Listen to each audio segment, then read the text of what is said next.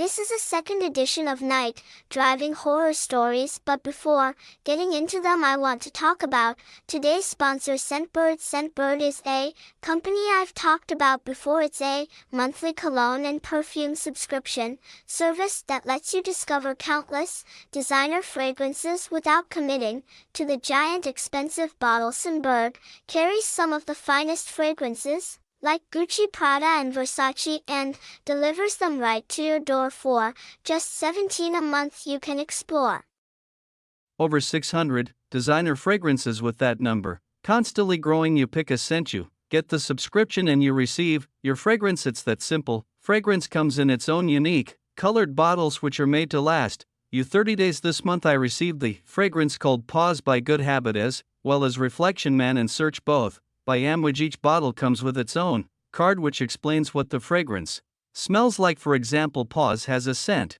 that mixes the aromas of cedarwood, jasmine, pink pepper, and vanilla blossom, with users rating it as a refined casual scent. Additionally, if you're not quite sure what scent you want, you can always go on their website and take their quiz, which will tell you which scent is the best fragrance for you based on your lifestyle. The quiz takes less than a minute and will give you personalized results based on what you're looking for. If you're interested, click the link in the description and use my coupon code Nightmare for 55 off your first month. Scentbird is available in the United States and Canada, and for only a little over $7 for your first month, you'll get a massive selection of fragrances. Music. I once had 2 job interviews in North Carolina. I lived in New York at the time. I was taking the drive down there instead of flying to save money. The time job sucked, and the 2 jobs I was interviewing for could finally be a new start for me. They were corporate office jobs with a lot of benefits and good salaries, plus the weather would be much better than New York. I was driving down there on a Thursday night. I took off from work Friday because that's when the 2 interviews were. Since I had to work Thursday, I had to hit the road as soon as I was off work. I stopped home first to grab my suitcase and other stuff I was bringing. Then I said goodbye to my family and set off. It was a long 8+ hour drive ahead of me. My ETA was into the early hours of the morning, like 2 a.m. I was heading to a Comfort Inn. I drank like 3 cups of coffee my first few hours driving, and for a while I was good. But if you're already running on fumes, no amount of coffee is going to keep you going. I already didn't get much sleep the night before because I was stressing over these interviews, and after a long, busy day at work, the last thing I wanted to be doing was driving close to 9 hours. It was late at night now. I had about 2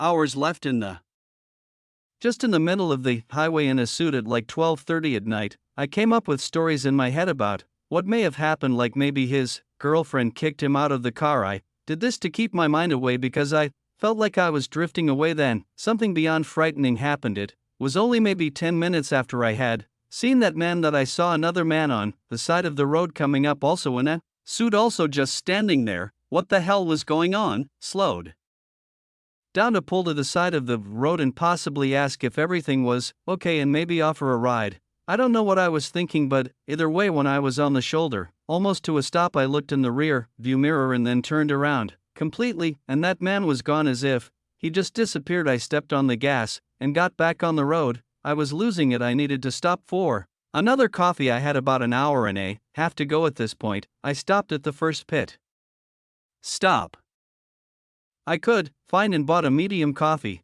I drank a few sips, but as I was sitting in the rest area gas station parking lot, I spotted a man in a suit again standing under a light post. Same man. This time I got a clearer view of his face. He looked like a middle-aged white man, short dark brown hair, clean-shaven, and a neutral expression, but it was the way he was once again facing my car that freaks me. The out, turned the car on and got out of there without looking back. I wanted to complete this drive, but the coffee wasn't doing it. I felt like I was going to pass out behind the wheel. I wasn't gonna make it, so I pulled off the highway and parked in a random parking lot. I angled the seat all the way down and I attempted to go to sleep. As tired as I was, I couldn't help but be scared in this empty parking lot, scared that if I opened my eyes I would see that man in the suit again.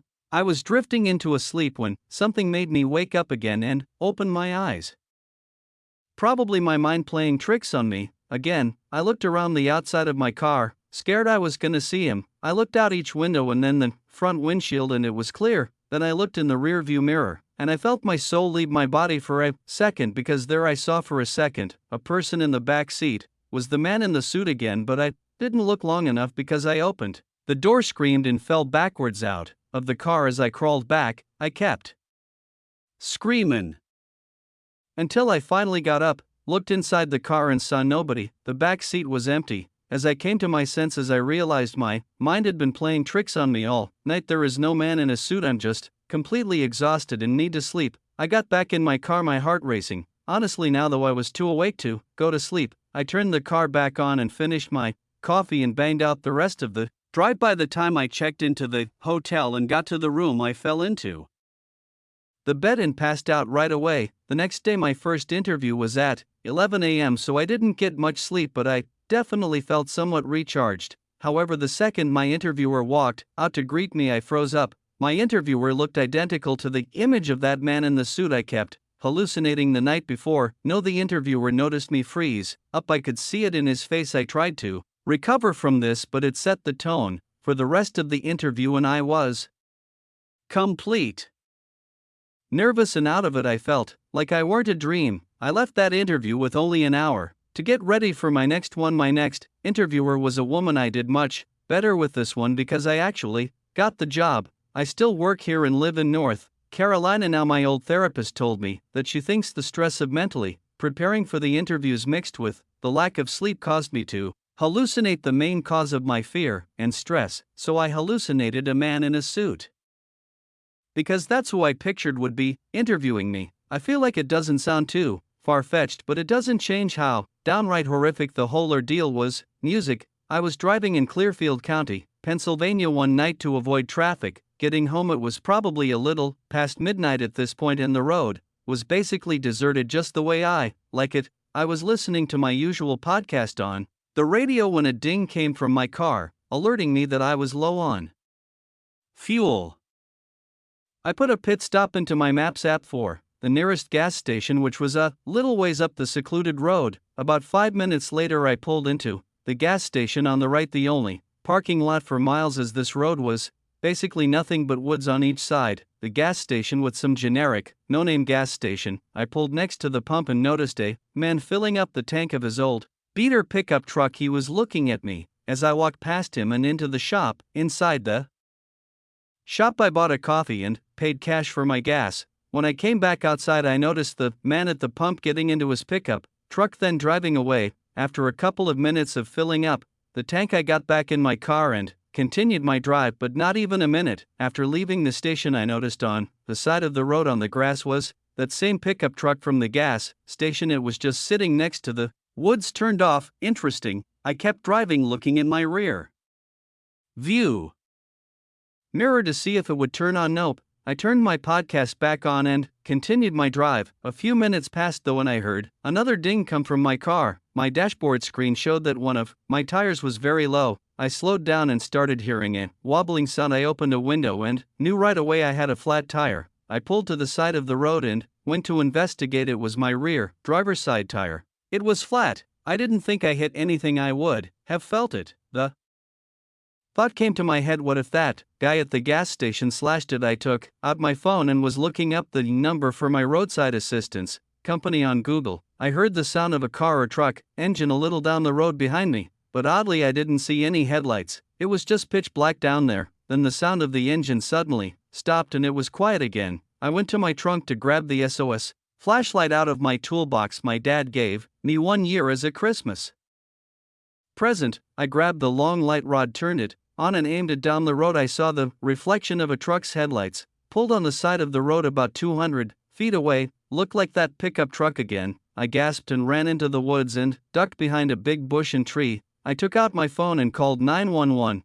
I heard the sound of the truck down the road starting, and this time the headlights were on. I heard and saw through the bush the truck pull up next to my car, and then after a short moment of silence, a man yelled out, "You need some help." I knew better than to answer. 911 picked up and I whispered into the phone my location and that someone slashed my tire and that I think the person who did it was right here, following me. The lady asked a bunch of standard questions asking me to describe the man and his truck. I heard the truck door open and closed. I told the lady over the phone that the man got out of his truck. She told me to remain hidden in the woods if I thought he was a threat. She asked if I could see if he was armed, and that's when the call disconnected. I had shitty cell reception here. I waited hoping she would call me back. I'm sure she was trying to, but it wouldn't go through. I heard the sound of another passing car. In the road it was slowing down. Then I heard talking. It was the voice of another man. I crept closer to the edge of the woods. To get a view of the road, I saw the man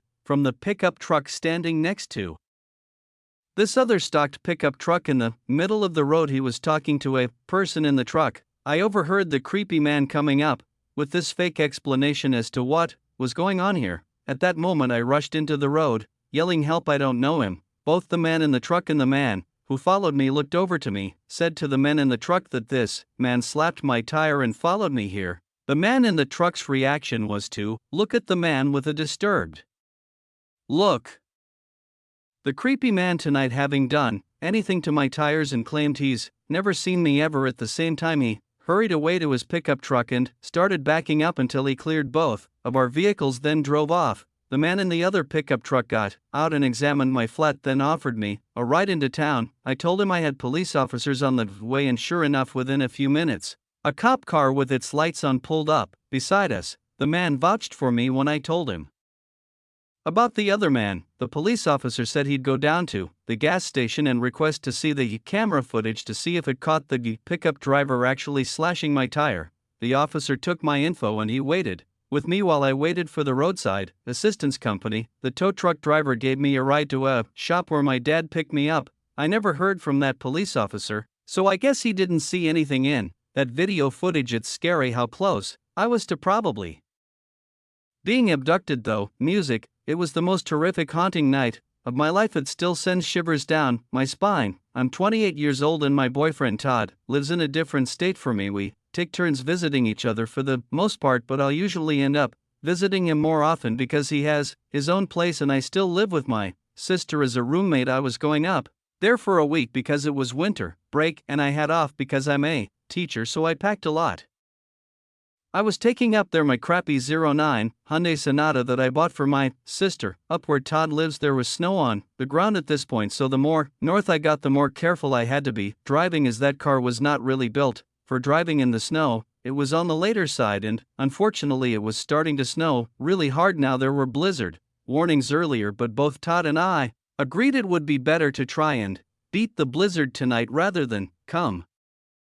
I was taking up there my crappy '09 Hyundai Sonata that I bought for my sister. Up where Todd lives there was snow on the ground at this point, so the more north I got the more careful I had to be driving, as that car was not really built for driving in the snow. It was on the later side and, unfortunately, it was starting to snow really hard now. There were blizzard warnings earlier, but both Todd and I agreed it would be better to try and beat the blizzard tonight rather than come tomorrow when the roads are full of snow. I started to accept the fact that I need to stay somewhere for the night, as I was still too far away and the roads were getting bad. After stopping for a quick sandwich and some coffee at a small diner, the waitress who I was conversing with told me there's no way I should be on the roads right now. She recommended a few hotels and motels in the area. Then after she walked away, and I was left alone to finish up eating, a guy sitting at the bar spun in his chair and said to me, "There's a motel right up the road from here." I put the motel's name into my phone. It said it was literally 5 minutes away. He said it was nice and cheap too, so I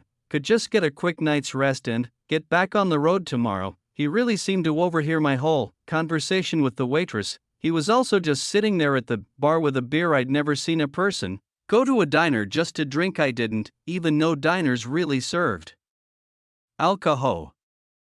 Spun in his chair and said to me, "There's a motel right up the road from here." I put the motel's name into my phone. It said it was literally 5 minutes away. He said it was nice and cheap too, so I could just get a quick night's rest and get back on the road tomorrow. He really seemed to overhear my whole conversation with the waitress. He was also just sitting there at the bar with a beer. I'd never seen a person go to a diner just to drink. I didn't even know diners really served alcohol. But people up by Todd are a little weird, to me at least, because I grew up in the city. The man introduced himself as Toby and I gave him a fake name saying I was Michelle. The rest of my time there Toby was half facing me in a spinning bar stool and I wasn't really looking to keep talking to him, so I looked away out the window to the snow until the waitress gave me my check. Then I said goodbye to them both as I left. In that half hour I spent in the diner, the snow accumulated at least an inch. I needed to get to that motel ASAP. I drove slow and was at the motel in a few minutes, maybe 10. There were a couple cars in the lot. He looked like a cheap motel, which was all I needed. I didn't want to waste money anyway. I went to the front desk and asked for a room for a night. I think I paid around $50 and the man at the desk handed me a key to one of the downstairs rooms. I walked back outside to my car to get my stuff and bring it inside. It was a tiny little room with tacky wallpaper, a queen-sized bed and a red carpet. It was fine for the night. I tried to FaceTime Todd, but there was no reception at all here. The motel had Wi-Fi, but the password was probably at the front desk, so I put my shoes back on and hurried outside through the cold snow to the new front desk. On my way there I noticed there was a new car in the parking lot. I saw someone sitting inside of it, but I didn't take the time to look at who it could have been because realistical.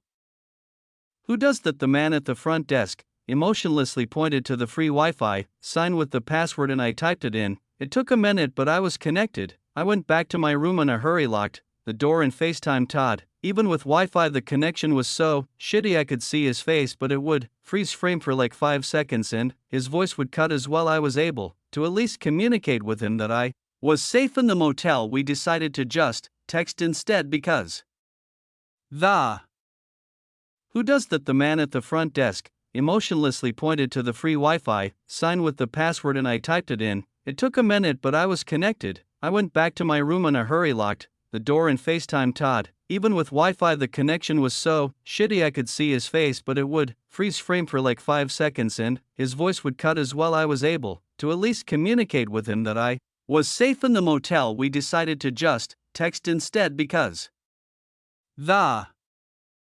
FaceTime wasn't really working. We were texting back and forth for a few minutes, then I heard something come from the bathroom. Yeah, I leaned forward and saw that the bathroom door was shut. Was it shut? Before I didn't remember. I texted Todd that I heard something in the bathroom and I started freaking out because I realized I ran to the front desk without locking the motel room door. He asked if the door locks by itself. I said I don't think so, but now I also don't remember if I left the door cracked open or not. He told me to get up and check the door to see if it locks by itself when it closes and to bring the key with me. I got up, put my shoes on and saw that the door had a traditional twisting lock that moved with the knob from the inside or the key on the outside. I opened the door looking to confirm this, but I noticed instantly the extra set of footprints leading to my door. Footprints LED from that car that I saw, someone sitting into my door, and nobody was in that car anymore. I felt like screaming, but instead I closed the door to my room and ran to the front desk. I cried to the man that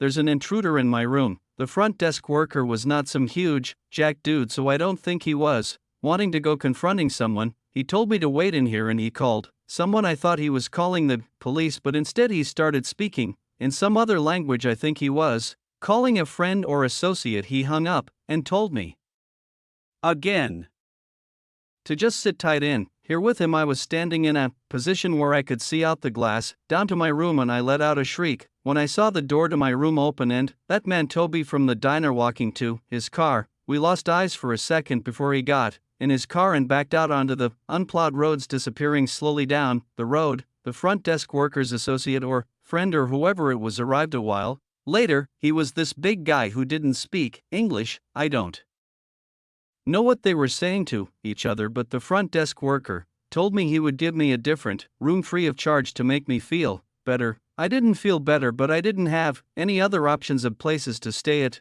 this point. I took the new key and the two men helped me move my stuff into the new room. Todd offered to come here, but I told him not to. It would be too long and too dangerous to drive in the dark in the snow. The next morning the streets were somewhat plowed enough to get through the rest of the drive to Todd's. Looking back, I don't like how that motel worker probably didn't call the cops because he didn't want his motel to get any negative attention. I called that diner to warn them about that man. I have no trust in strangers anymore, not after this.